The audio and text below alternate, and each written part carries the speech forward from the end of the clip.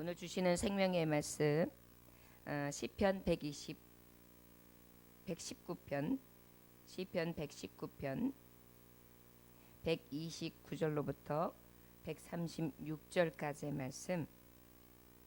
주의 말씀으로 나를 굳게 세우소서. 주의 말씀으로 나를 굳게 세우소서. 시편 119편 129절로부터 136절까지의 말씀입니다. 찾으셨으면 함께 봉독하십니다. 주의 증거들은 놀라움으로 내 영혼이 이를 지키나이다.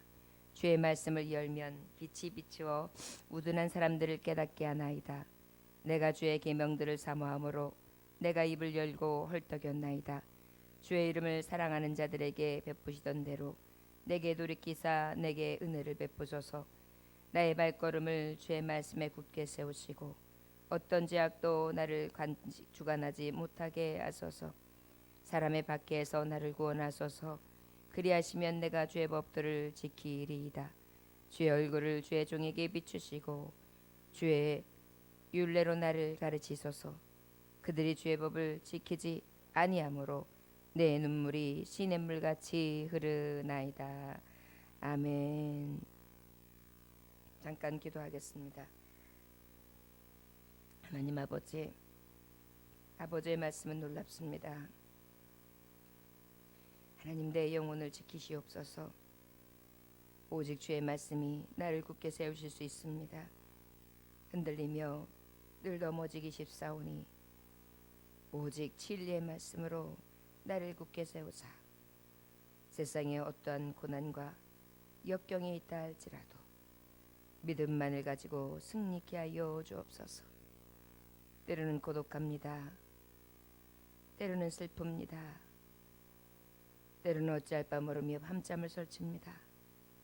주여, 내 영혼을 불쌍히 여겨 주옵시고 오직 주의 도를 통하여 나를 완전하게 세워 주옵소서. 예수님 귀하신 이름 받들어 기도 올려옵나이다. 아멘. 오늘 말씀의 제목은 주의 말씀으로 나를 굳게 세우소서입니다. 하나님은 종을 보증하여 주시고 복을 얻게 하소서. 하나님은 내 마음속에 두 마음을 제하소서. 오직 한 마음을 가지고 주를 찾게 하소서. 우리가 살아가면서 늘 두 마음이 생길 때가 많습니다. 그리고 또한 복을 얻기를 원하지만 그 복이 나에게서는 저 멀리 있는 것으로 느껴질 때가 있죠. 그럴 때 우리가 어떻게 서겠습니까? 오직 하나님 말씀으로 굳게 세워되는 줄 믿습니다.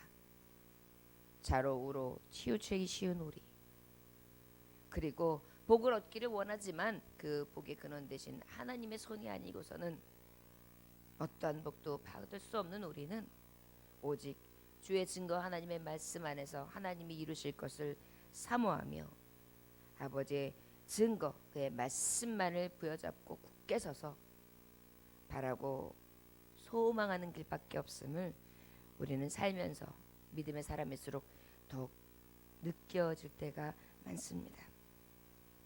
129절의 주의 증거들은 놀라움으로 내 영혼이 이를 지키나이다 그랬어요. 하나님의 증거는 놀랍기 때문입니다. 내가 왜 이 말씀으로 굳게 세워져야 되느냐?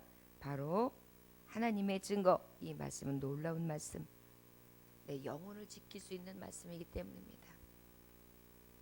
저와 여러분, 어쩔 때는 내 소원의 만족을 얻지 못해서 내가 이렇게 시끄럽고 두 마음이 생기고 어렵고 또 이 복을 얻지 못해서 힘들고 고통스럽다라고 생각할 때가 있지만 사실은요, 이루었다 함도 어떨 땐 속될 때가 있어요.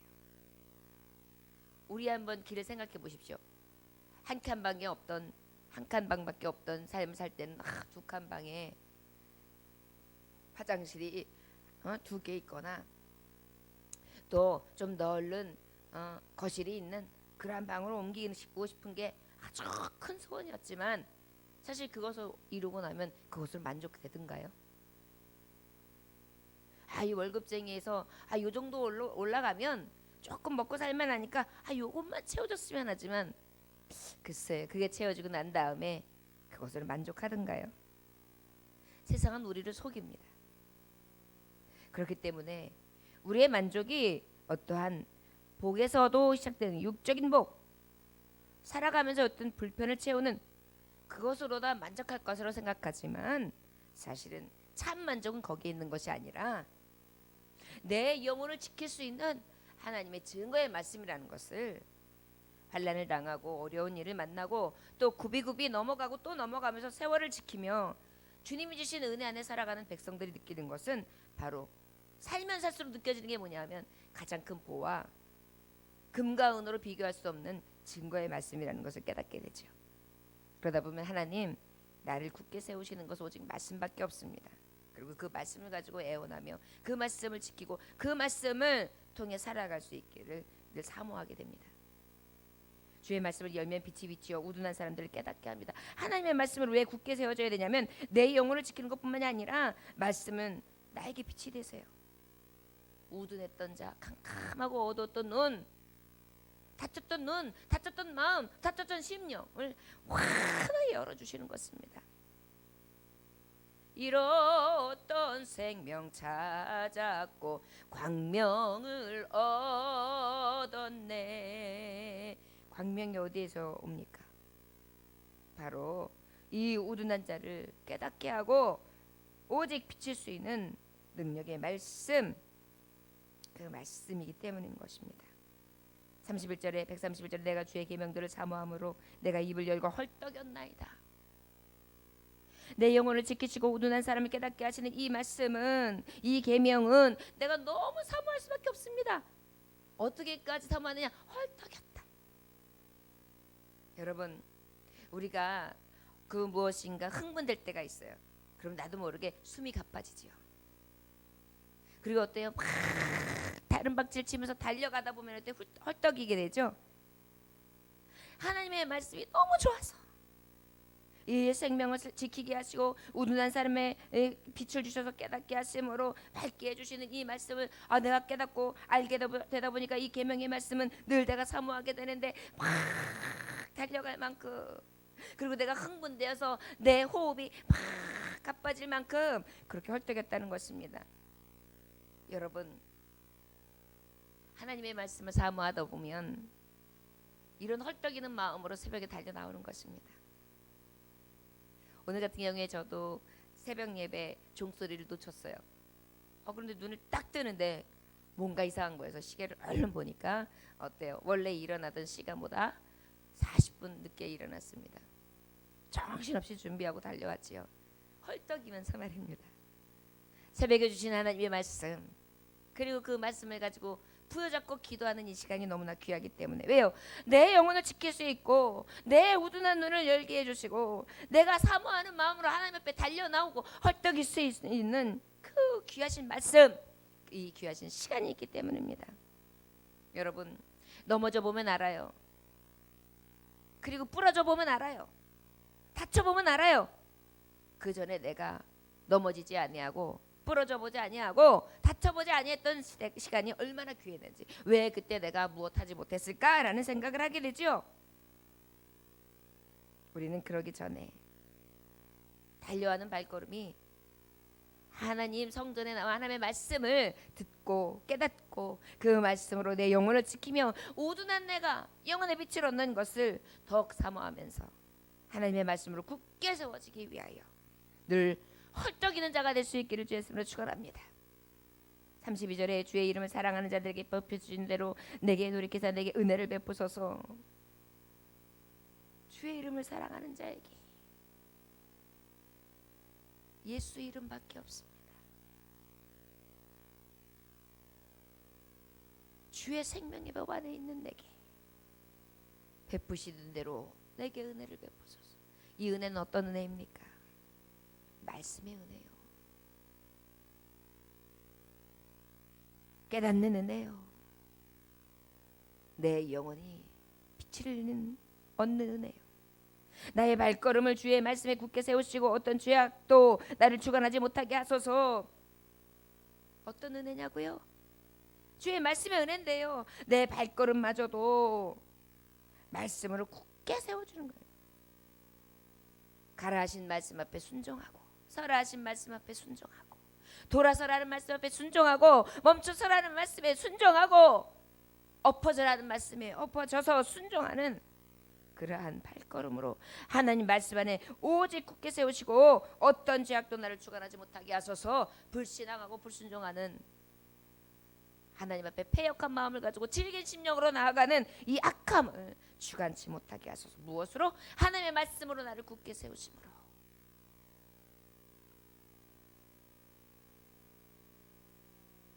나의 발걸음을 주의 말씀에 굳게 세워 어떤 죄악도 나를 주관하지 못하게 하소서. 사람의 박해에서 나를 구원하소서. 그리하시면 내가 주의 법도를 지키리이다. 하나님의 말씀 앞에 내가 서 있는데 하나님, 그럼에도 불구하고 내게 있어서 가장 큰 고통이 있다면 사람이 나를 박해하는 일입니다. 아버지, 이 박해에서 나를 구원하소서. 나는 그저 하나님 말씀만 지키겠습니다. 주의 얼굴을 주의 종에게 비추시고 주의 율례로 나를 가르치소서. 그들의 주의 법을 지키지 아니하므로 내 눈물이 신음물같이 흐르나이다. 주의 얼굴을 종에게 비추소서.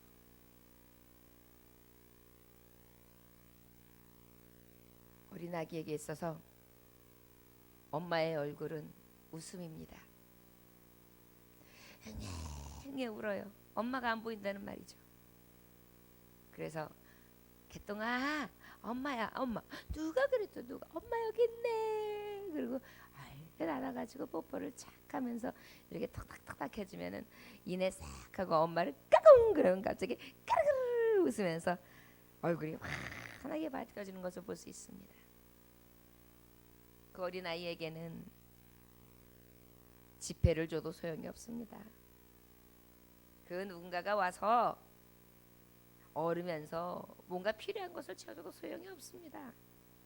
그저 이내 어머니의 얼굴이죠. 그렇습니다. 왜 그럴까요?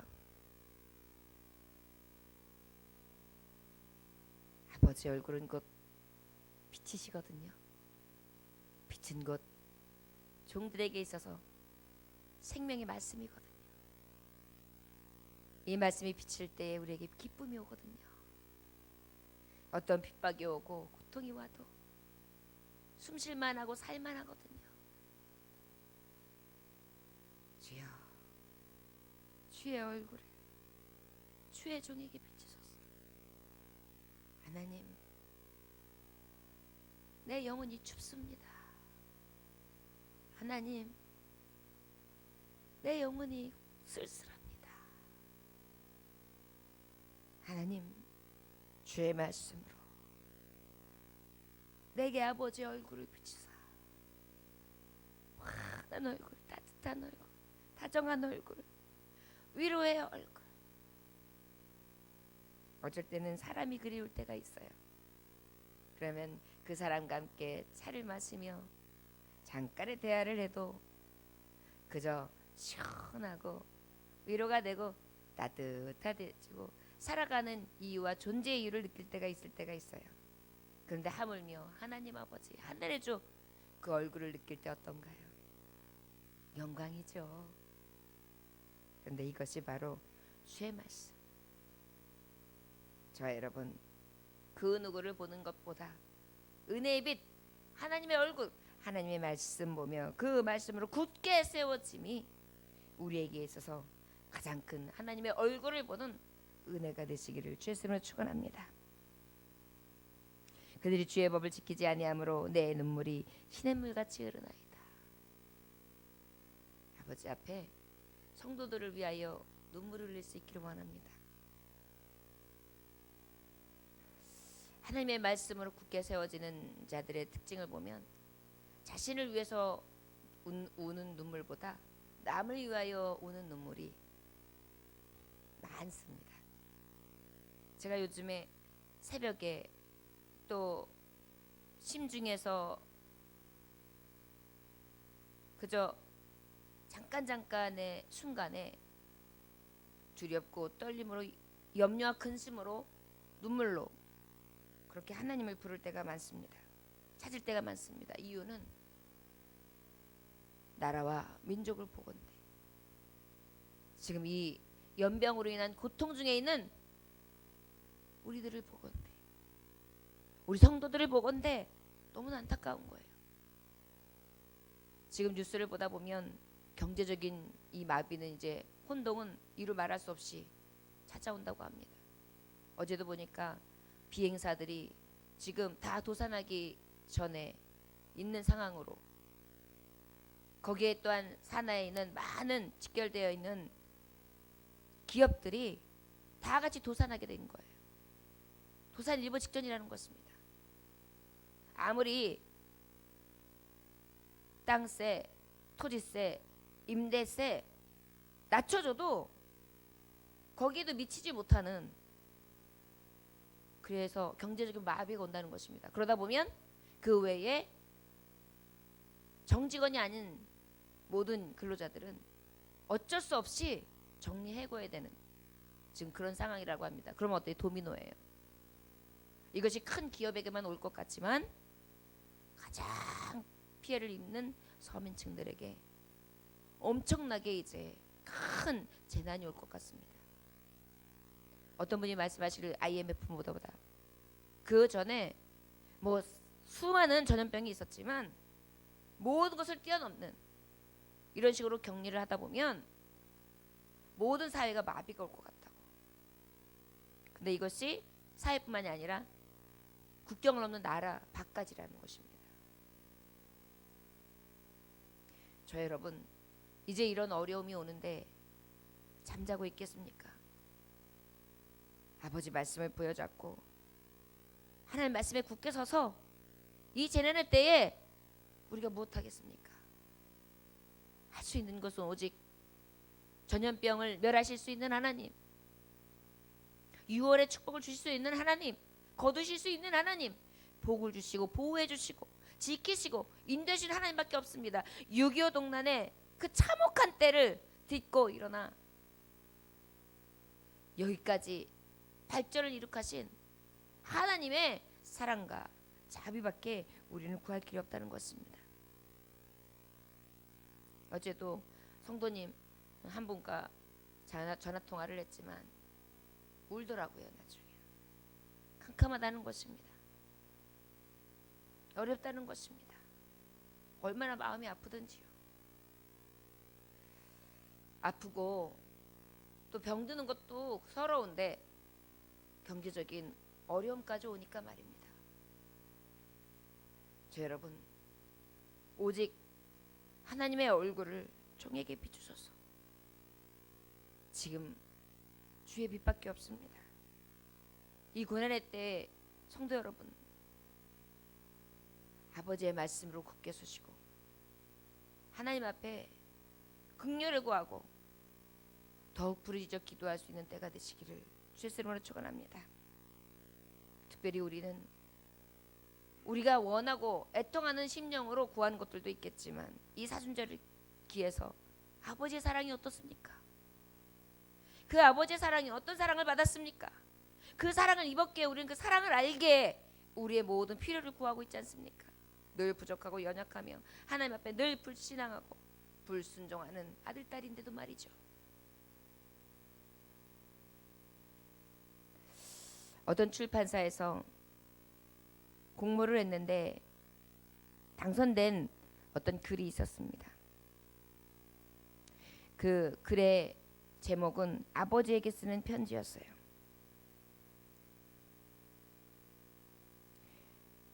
그의 편지는 배경은 이렇습니다. 지금부터 7년 전 그는 결혼했습니다. 그때 아버지는 허리에 물이 차는 늑막염으로 곱추가 되었습니다.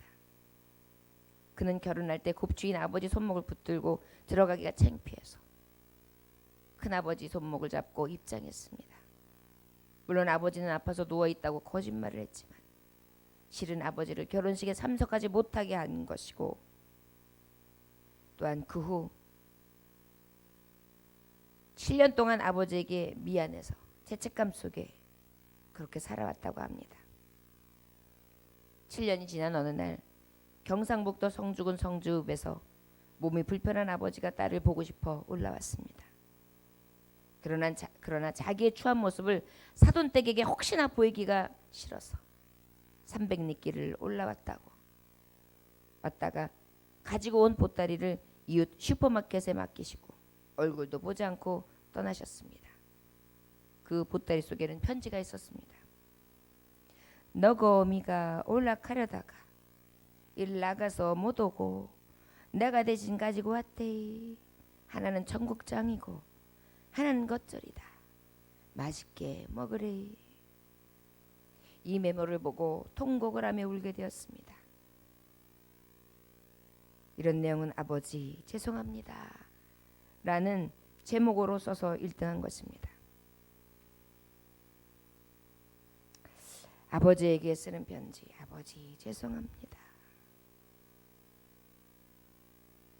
우리의 절기를 맞이해서 하나님의 말씀 앞에 굳건히 서고 그 말씀은 내 우둔한 심령을 새롭게 하며 내 영혼을 살리는 말씀이라고 했습니다. 아버지의 편지는 나의 잘못을 깨닫고 더 나아가 내 안에 있던 죄책감마저도 싹 쓸어내리고 회개하고 회복시키는 놀라운 사랑의 편지죠. 바로 우리가 보는 하나님의 말씀이 그렇습니다. 저와 여러분, 오늘도 그 아버지 앞에 우리의 죄성, 원망하고 불평하고 감사치 못하고 늘 죄악에 얽매여 있는 우리의 심령이 우리를 굳게 세우시는 하나님의 말씀, 이 사랑의 편지를 읽고 다시금 하나님의 마음, 하나님의 비치시는 얼굴을 봄으로 회복되어지고 아버지의 말씀으로 다시 굳게 서 생명의 삶, 영생의 삶, 거룩하고 성결한 삶으로 나아갈 수 있는 저와 여러분들 되시기를 주 예수님으로 축원합니다. 기도하겠습니다. 하나님 아버지 감사합니다. 오늘도 주님께서 함께해 주니 감사합니다. 아버지의 말씀으로 굳게 세우시사 오늘도 하나님의 말씀을 부여잡고 통곡하며 울기 원합니다. 나를 위하여 통곡하게 하소서. 나의 우둔함과 또한 내 이웃의 우둔함과 저들의 죄악과 저들의 안타까움과 저들의 슬픔과 저들의 고통 때문에 울게 하소서. 오늘도 눈물을 쏟아내려가신 아버지의 편지, 이 귀하신 하나님의 생명의 말씀을 보고 다시 통곡하렵니다. 주여, 아버지 얼굴을 비추소서. 위로하소서. 자비의 빛으로 우리의 영혼을 찾아오소서. 이 새벽에도 주님 전으로 불러 나오게 하시고 일으켜 세우시고 아버지의 따사로운 말씀을 보게 하시고 깨닫게 하시며 기도 쉬는지를 범치 않게 하시고 하나님 앞에 부르짖게 하시는 하나님 감사드리오며 예수님께 하시는 받들어 기도 올려옵나이다. 아멘. 주님 가르쳐 주러 마치